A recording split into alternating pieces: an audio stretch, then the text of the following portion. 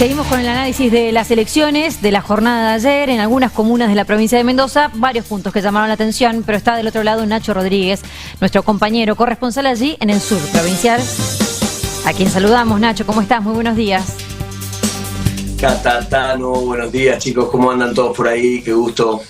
Bien, todo bien, igualmente. Bueno, Nacho, un panorama analizable desde todo punto de vista, sobre todo en el sur provincial, no solo con el resultado, sino también con este ausentismo que se ha marcado en casi todas las comunas, allí en el sur también, ¿no? Contanos un poco ese panorama.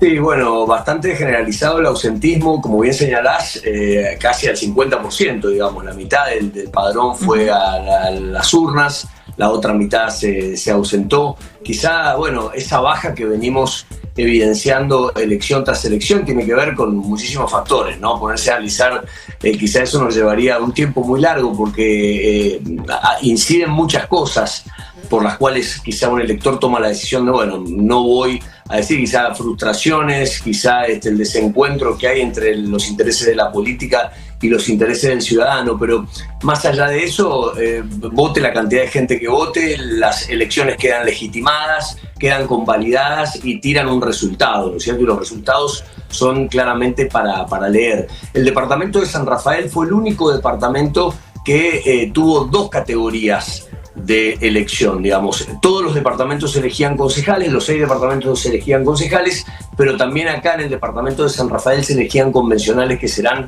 los encargados de redactar la carta orgánica que tendrá a futuro el departamento de San Rafael. Y me parece, no sé, tendríamos que analizar y buscar en la historia, pero creo que no es común encontrar que haya un triunfo en una categoría para un partido y otro triunfo en otra categoría para el otro partido, ¿no? ¿Qué es lo que sucedió aquí en el departamento de San Rafael, en donde en convencionales, en la categoría convencionales se alzó con la victoria el oficialismo, o sea, los hermanos Félix, por decirlo de alguna manera? Esa lista estaba encabezada por el mismísimo Emir Félix, ex intendente de San Rafael, actual diputado nacional, y que hay que decir, ¿no? Ellos encararon esa lucha simbólica, política, con muchísima contundencia. O sea, trataron de instalar la idea de que la autonomía para el departamento de San Rafael era muy importante. Y bueno, se dio muchísimo el voto cruzado, o sea, gente que votaba a concejales para un partido y a convencionales justamente al mismísimo Emir Félix. Bueno, entonces podríamos decir que pasando por el tamiz, celebraron los dos sectores, porque el peronismo celebró haber ganado en esa categoría y también celebró el Cambia Mendoza Libertad Avanza haber triunfado en la categoría concejales, que la verdad que el triunfo fue un triunfo por 600 y monedita de votos, digamos, en una elección que votaron casi 80.000 personas.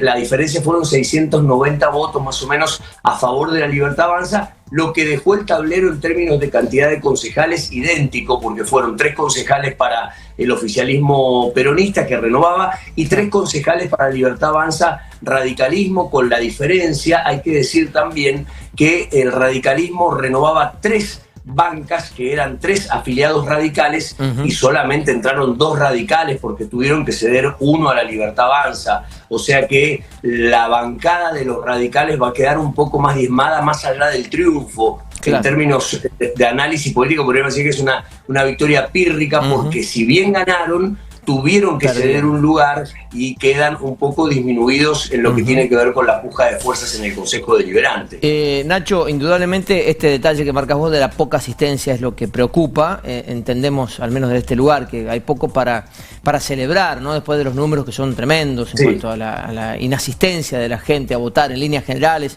un departamento más o menos, pero bueno, uno toma el promedio y hablar de que el 54% casi de quienes podían votar ayer no fueron a votar es un número alarmante. Pero dicho esto, en las intermedias no es la primera vez que se da esta situación allí en San Rafael, ¿no?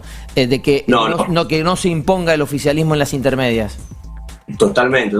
Está bueno lo que decís de la baja asistencia, porque también hay que decir que, bueno, abundan autores, digamos, que analizan la política desde el lugar de que aquellos, de hecho, si vos mirás en los países donde no es obligatorio ir a votar, por ejemplo, los Estados Unidos, en general, es más o menos por ahí la cantidad de gente que va a votar, entre un 40 y un 50% de los ciudadanos, y las elecciones quedan convalidadas. Claro. Muchas veces el ciudadano que no va, aquel ciudadano que no va, también de alguna manera está legitimando el sistema, está legitimando el statu quo, dice, bueno, no quiero tocar lo que hay, así que directamente me ausento, no voy a votar, ¿no? Entonces, lo que pasó en Luján, ¿no? En donde la victoria del oficialismo fue contundente, enorme, cerca del 60%, y no llegaron, estuvieron entre el 45 y 47% de concurrencia a la votación. No es una cuestión que claramente preocupa y bueno, hay una tendencia hacia la baja, y veremos de qué manera la política misma resuelve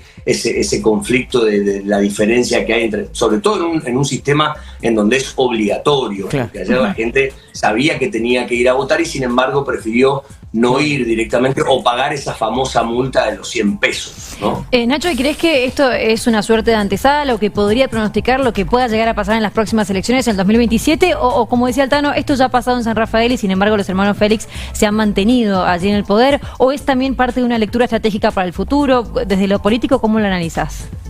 Y bueno, yo creo que ahora empieza una puja política primero interna. El peronismo tiene muchas cosas que resolver. Ayer Matías Estebanato quedó como una figura predominante del escenario político mendocino porque logró una victoria en su departamento. De alguna manera también le quedan fichas a Mir Félix porque él en su categoría logró imponerse, logró ganar. Entonces me parece que en esas dos figuras también hay que empezar a poner el ojo a ver cómo empieza a desarrollarse en los próximos meses lo que debe definir el peronismo, ¿no? Que el peronismo está atravesando una crisis muy seria. De hecho, acá la Cámpora, el grupo del cristinismo, se rompió acá en San Rafael, fue con una lista propia y sacó 5 puntos, que esos 5 puntos están principalmente formados por gente que vota al peronismo. Que hubieran sido claves para el resultado del peronismo.